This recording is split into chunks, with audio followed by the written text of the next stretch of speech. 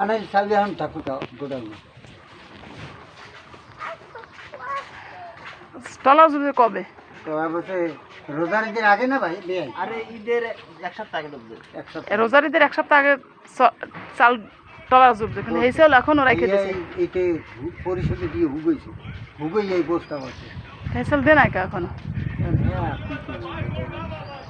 ও চাচা, আমি করলাম চেয়ারম্যানের বলতে যার রেশন কার্ড না আছে, যার 30 কেজি কার্ড না আছে, যার জালিয়ার কার্ড না আছে, এই সমস্ত মানুষ দাওয়াত দিয়া যেরকম পারেন দিয়ে দেন। হ্যাঁ, জালিয়ার কার্ড আমার কার্ড ছবি সব কিছু আছে।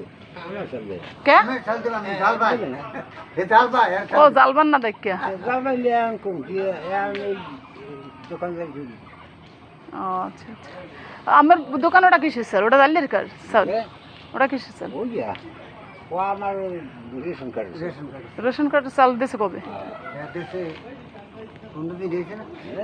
দেশে 15 দিন হয়েছে। তবে এখানে এই যে টলার ডুবছে প্রায় দুই মাস কেমন 3 মাসের ঘটনা। 3 মাসের ঘটনা।